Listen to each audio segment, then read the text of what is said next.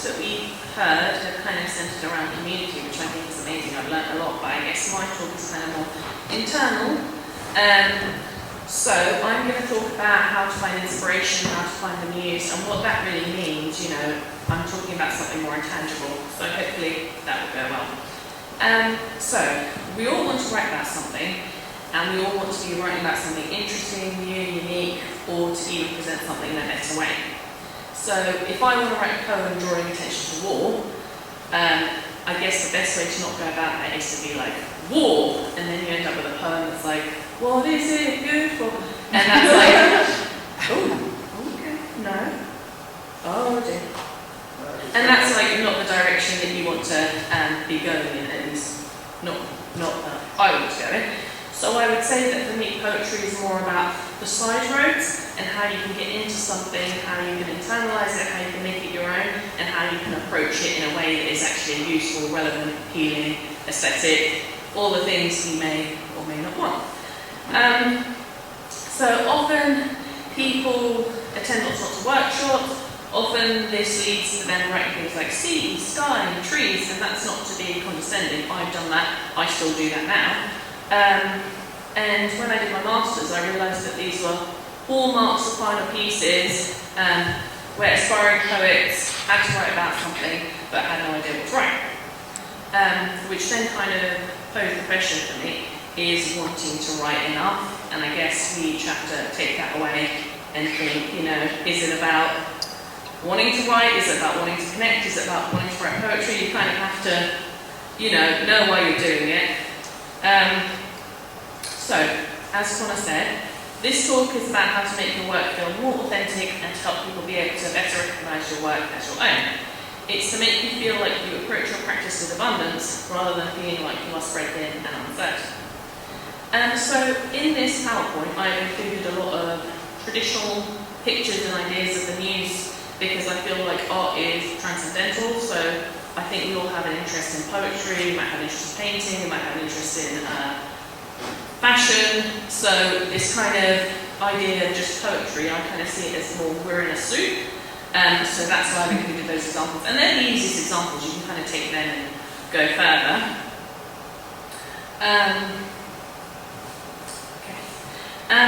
One of the best ways to find inspiration or find the muse is to work one-to-one with someone.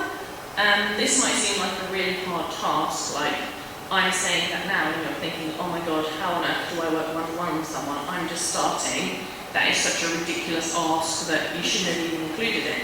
But working one-to-one with someone doesn't have to be a professor, it doesn't have to be Caroline Duffy, it doesn't have to be Simon Armitage. You will meet people as you do poetry naturally, the same way I met Sam, the same way I met Connor, the same way I met all you lovely people. So that's one thing. It may be easier than you think, as you may meet someone at poetry events, book clubs, or related events who already shares your interests and aesthetic. It may be that they are looking to bounce ideas off someone too, or that they admire your poetry. Quite often poets also run workshops, and many poets are also teachers, which makes working with someone even more appealing. Sharing thoughts and ideas allows you to voice them, build on them, and make them real. So, for example, when I was first starting, I met a lady who used to be a tutor at Kent College, but it wasn't like I cornered her. She would never say that anyway. She was the kind of person that's like, oh, I just make dumplings and I'm just making Christmas decorations, but we kind of vibe. So everything that sort of went into this book was us ripping off each other, you know, what do you think of femininity, what do you think of death, what do you think of life, what books do you like? And that was one-to-one on that one. Recently I also met a gentleman who also runs workshops, and he was kind of my, you know, source, my one-to-one to bounce ideas off as well. As I say, they don't have to be a literary person. It can be your mum, your postman, your colleague. I mean, I use my sister, and that's nice because it's close, it's intimate, you joke around, you know. And even, you know, Connor, I'll message him and I'll say, you know, what do you think of this representation of the sea? What do you think of Emerald Spaces? Blah, blah, you know, casual conversation. Yeah, so doing so starts to give your work life, and it makes it like an archon. So like an entity or a god or a creature in repetition and myth, and it takes on weight, and then you can test it more. So further reading on archons would be good. So sometimes we think God makes us, and then maybe we make our gods. It's good because it allows you to have a much smaller, safer space before dealing with the world at large. It also allows you to connect with your humanity, which you need to write poetry. The world can be very ruthless, it can strip you away, you can just feel like you're on the treadmill to work, and I felt very desperate for a very long time myself, and that is not a good environment to start your practice and start this grand exploration. And that's also where self-care comes into poetry. So I makes basically and I go on feeling enriched.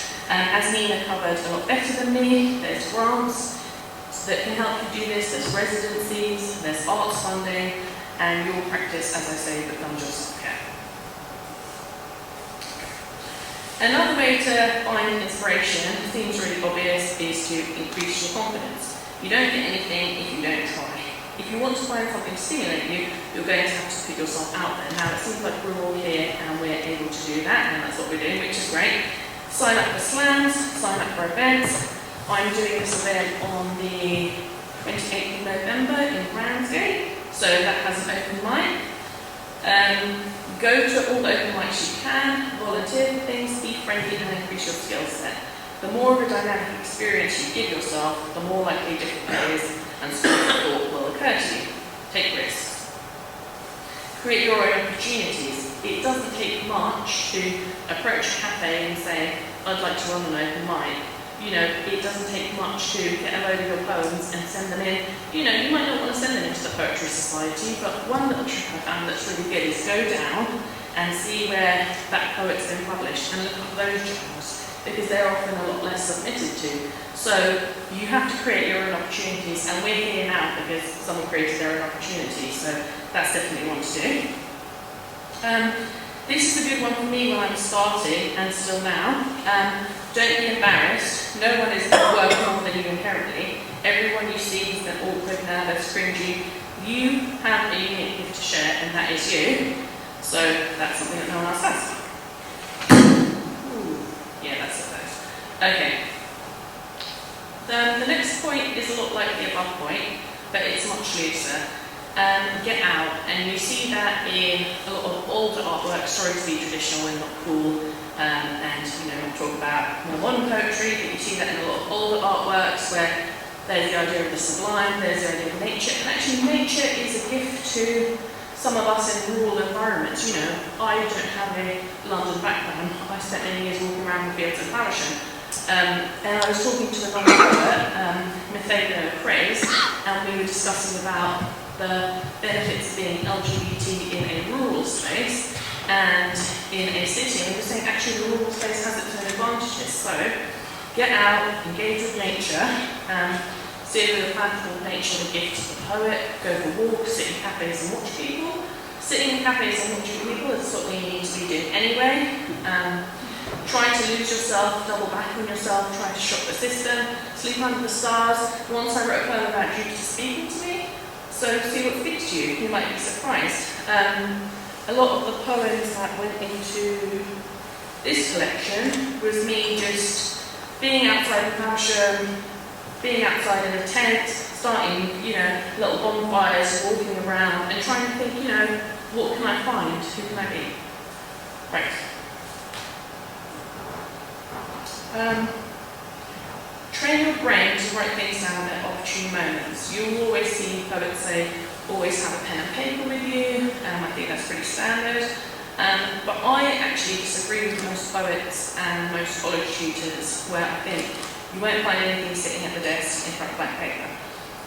Initially this will be hard, I feel clunky, then it will feel like second nature. Half of you will notice that you're poeticizing your life. The other half will recognise that you're still having an authentic experience. It's the oddest thing ever, but it can become quite natural to the poet. Being a poet can be like balancing plates. More and more recently I've been thinking of it primarily as an act of suspension. You have to suspend your words, ideas, your confidence, your sense of self.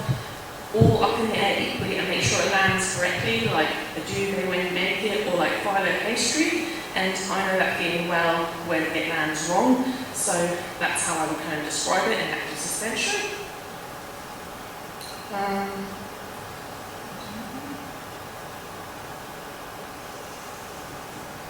Okay. And build up your aesthetics and brand. There are people that can help with this depending on your budget, whether it's someone that works with reading others' creative practice, whether it's PR or whatever, which I know is extremely expensive, but it's a step that can be done quite effectively and with no money. Make lists of things you like, revise them, collect things that interest you, whether it's rocks, shells, music, preferably all of these. As a poet, you're basically studying a never-ending course and you're the teacher, so be a good one. Have your personal references at hand and well versed, like what authors, music, artists, etc. you like. Create a mood board so you have your vision in your head. Scrapbooking is good for this, and I bet there's a lot of scrapbookers here. Pinterest is good for this, and you need your toolkit in order to find your muses. And you also need to consume to have output. This is maybe the most important one, or maybe up there with one-to-one. Read, read, read. I'm going to say that again. Read, read, read. This is possibly the most important point. I die a little inside when poets tell me they don't read poetry. What I'm about to say sounds at the beginning of a well-known anti-piracy announcement, but you wouldn't get in a car and start running without lessons. So you can't write without reading. Read as much poetry as you possibly can. I couldn't write if I didn't read poetry, and part of finding the music is to internalise lots of different rhythms of poetry. So sometimes before I have the words, I have the rhythm. Also, keep up with the latest writing in the poetry scene. Buy those authors' books and go to their readings. As one of my publishers told me, engaging with people's work is important, not just for networking, but to inspire your own writing. I'm just going to hand out some books, I hope that's okay, and then I'll show them. There you go. You could just pass it around, thank you.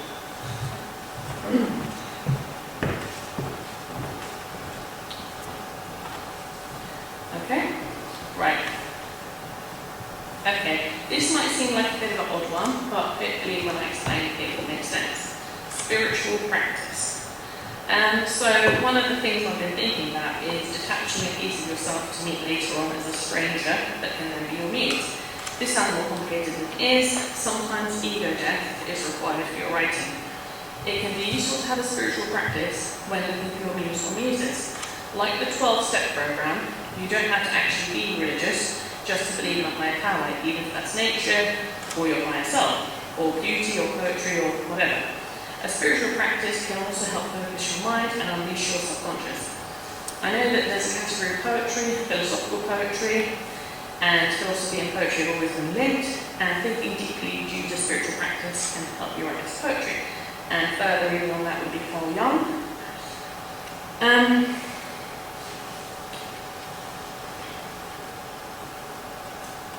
Okay, so I would say surrender and resign yourself.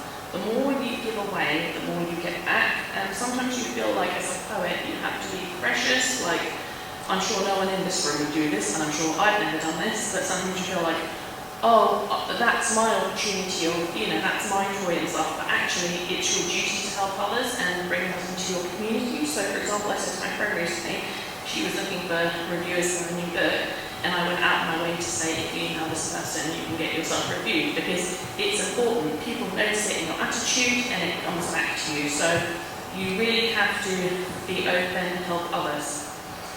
And finally I would say trust the process. Things may not work for a while. You don't have to be like anyone else or follow anyone else's path. I mean, I'm quite an insular individual. I just like to be traditional, write my poems. That might be wrong and that might be flawed, but that's what I do. So you're the only one that can be you, you're the only one that can go down your own path. So just be the best version of yourself and hopefully it will work. Thank you very much.